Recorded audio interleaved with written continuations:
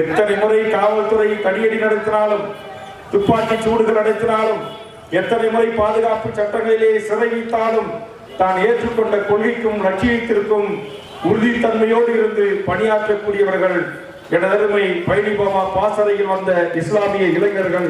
அந்த இளைஞர்கள் தான் இந்த ஒசூர் மாநகரத்தில் ஏற்கனவே என் கட்சியினுடைய நிர்வாகிகளும் பறந்துபட்டு இங்கு இருந்தாலும் கூட இன்றைக்கு புதிய வரவுகளாக இந்த இளைய தலைமுறை எனக்காக வந்திருப்பது, என் கொள்கையை என் கட்சியை ஏற்றுக்கொண்டு இன்னைக்கு மனுஷனி கூட இருக்கிற இந்த அப்பழுக்கற்ற ஒரு இளைய தலைமுறை, இவங்க இந்த இளைய தலைமுறையை எப்படி வேணுமாலும் பார்க்கலாம்.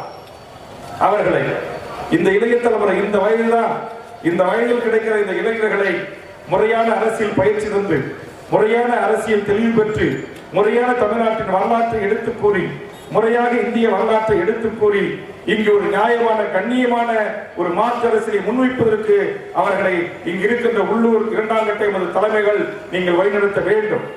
இங்கே எமது கட்சியுடைய நிர்வாகிகளுக்கு அவருக்கு பொறுப்பில்லை, இவருக்கு பொறுப்பில்லை, இவர் படத்தை பெரிசாக போட்டு விட்டார், அவர் படத்தை பெரிசாக போட்டு விட்டார், இதையெல்லாம் தூக்கி ஓர வைத்து விட்டு நாம் ஏற்றுக்கொண்டிருக்கிற கொள்கையின்பால் பற்றின்பால் நாம் கவனம் செலுத்தி ஒருமுகப்படுத்தி நமக்கான தமிழ் சமூகத்தின் உரிமைகளை கைப்பற்றுவதற்கு நாம் களமாட வேண்டும்.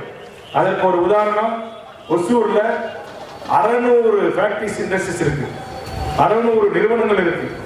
இந்த 600 நிறுவனங்களிலும் இந்த கிருஷ்ணகிரி மாவட்டத்தை சேர்ந்த மண்ணின் மனிதர்களுக்கான வேலை வாய்ப்பு உறுதி செய்யப்பட்டிருக்கிறதா? இவர்களுக்கான நியாயமான கண்ணியமான உழைப்பிற்கான ஊதியம் உறுதி செய்யப்பட்டிருக்கிறதா? நம்ம முதல் முறை எம்எல்ஏ ஆவணத்திலிருந்து இந்த மக்களுக்கான பிரச்சனை சுண்டல் வைக்கிற ஏழை குழந்தை இருக்கிறான் பாருங்க.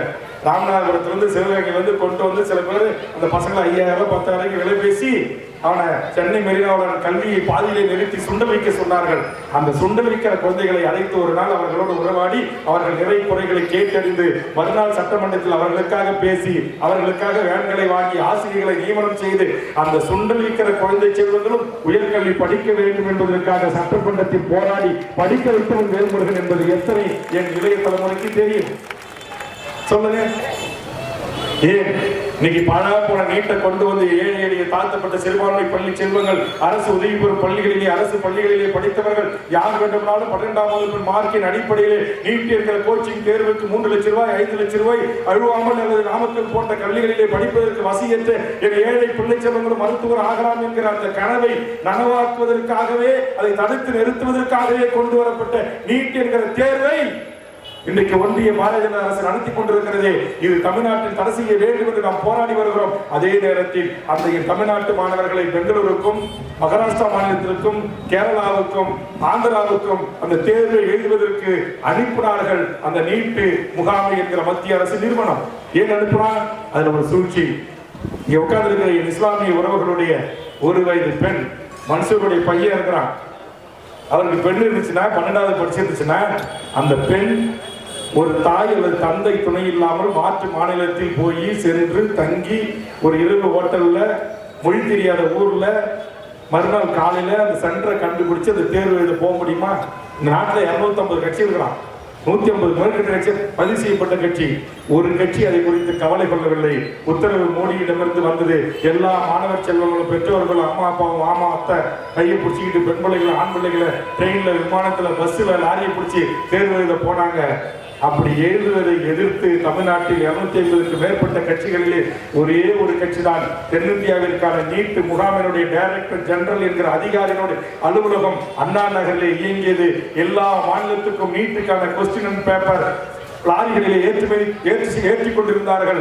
அந்த நேரத்தில் 100கணக்கான தமிழக வாழ்வுரிமை கட்சியின் தமிழர் படை வீரர்களோடு சென்று அந்த கொஸ்டின் பேப்பரை கைப்பற்றி அந்த அலுவலகத்தை கைப்பற்றி இழுத்து பூட்டி அந்த டைரக்டரை 24 மணி நேரம் சிறை வைத்து 24 மணி நேரத்தில் வெளியில் இருக்கிற மோடி கதை அடித்து துடித்துக் கொண்டு போய் இந்த நாட்டுடைய முதலமைச்சர் இபிஎஸ் பேசி அந்த வெளிமாநிலத்துக்கு என் தமிழ்நாட்டு மாணவர்களை சென்று தேர்வு அனுப்புகிற இந்த முறையை 24 மணி நேரத்தில் உட்கார்ந்த இடத்தில் ரத்து செய்த தமிழக வாழ்வுரிமை கட்சி. அப்படி பீகாருக்கும் மராட்டிய மாநிலத்திற்கும் என் தமிழ் சகோதரிகள் செல்லுகின்ற போது வட இந்தியக்காரர்களால் பான்பராக்கு வாய்களால் என் பெண் பிள்ளைகளுக்கு பாலியல் சீண்டல் நேரிட்டது. ஒரு இடத்தை கண்டுபிடித்து தேர்வு எழுத மகாராஷ்டிரா மாநிலத்தில் செல்ல முடியாத மாணவர் செல்வங்கள் திரும்பி வந்தார்கள். மொழி பிரச்சனை, யாருக்கு அட்ரஸ் கேட்கறது, எப்படி ஆட்டோ பேசுறது, எப்படி ரூம் போடுறது, நான் கேட்டேன், இன்றைக்கு உங்களுக்கு தெரியுமா, இன்றைக்கு குரூப் 4 தேர்வு தமிழ்நாடு முழுவதும் 20 லட்சம் பேர் இருக்கிறார்.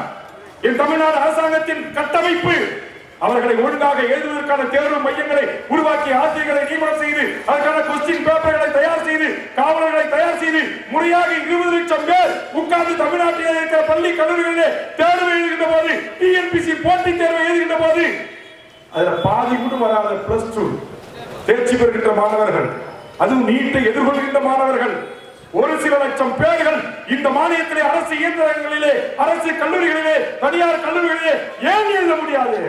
அதிலே சூட்சமும் இருக்கிறது, அதிலே சூட்சம் இருக்கிறது. அந்த சூட்சமும் தான் வட இந்திய சூட்சமும், இந்தி சூட்சமும். நீ இந்திக்காரனை எதிர்க்கிற, இந்திய எதிர்க்கிற, நான் கொண்டு வந்து தமிழ்நாடு முழுவதும் இந்திக்காரனை இறக்கிறேன் என்றுதான் இறக்குமதி செய்கிறார். இன்னைக்கு தமிழ்நாட்டில் இருக்கிற ஒவ்வொரு மெடிக்கல் காலேஜிலையும் நீங்க ஆல் இந்தியா கோட்டால 50% நம்முடைய வரிப்பணத்துல வட இந்திய வீட்டுக்குள்ள படிக்கிறான். நம்ம வீட்டுக்குள்ள போய் படிக்க முடியுமா? பீகார்ல, உத்தரப்பிரதேசல, ராஜஸ்தான்ல படிக்க முடியாது. 3 முறை முதலமைச்சராக இருந்து 3 முறை பிரதமராக இருக்கிற 56 இஞ்சிக்கு மார்புக்கு சொந்தக்காரராக இருக்கிற நரேந்திர மோடி மாநிலத்திலேயே வெறும் 2 மெடிக்கல் காலேஜ் தாங்க. ஆனா தமிழ்நாட்டில் 60 மெடிக்கல் காலேஜ், 30 அரசு கல்லூரி, 30 தனியார் மெடிக்கல் காலேஜ். நீங்க பாருங்க, நீங்க அரசு கல்லூரியில் ஆயிரக்கணக்கான பேரு, தனியார் கல்லூரியில் 50% ஆயிரக்கணக்கான பேரு நீங்க வடநாட்டுக்காரன் படிக்கிறான். இங்கே படிக்கின்ற நேர்மை காவல்துறை அல்லது ஏனைய துறைகளிலே, பத்திரிகை துறையில் இருக்கிற பிள்ளை செல்வங்களுக்கு தெரியும், படித்த எனது பத்திரிகை நண்பர்களுக்கு தெரியும். ஒரு பிஜில மாஸ்டர் கார்டியாலஜி, நெப்ராலஜி, நியூரோலஜி போன்ற உயர் படிப்பு படிக்கிறதுக்கு ஒரு மாணவனுக்கு சுமார் 5 கோடி ரூபாயை நம்முடைய தமிழ்நாடு அரசு செலவு செய்கிறது. இன்னைக்கு உதாரணத்துக்கு Chennai Stanley, MMC, Kilpauk medical college போன்ற இந்த கல்லூரிகள்ல இன்னைக்கு 14 சீட்டு இருக்குன்னா 7 சீட்டு வடநாட்டுக்காரன். அந்த 7 சீட்டுக்கும் 7-35 கோடி ரூபாய் நம்முடைய வரி பணத்துல நம்ம தமிழ்நாடு அரசு செலவு பண்ணி படிக்க வைக்குது. இதுதான் நீட்டை கொண்டு வந்தாலும் என்ன பாதிப்புன்னு கேட்கறாங்களே, இதான் பாதிப்பு. இது எத்தனை எளிய மக்களுக்கு தெரியும்? எத்தனை ஒருத்தோ 2 பேர் தப்பி தவறி நம்மால all India medical science institute என்று சொல்லக்கூடிய எய்ம்ஸ்ல படிக்க போனானா அவன் தற்கொலை பண்ணிக்கிறான், அவன் தூக்கு மாட்டிக்கிறான், மர்மமான முறையில செத்து கிடக்கிறான். ஏன்?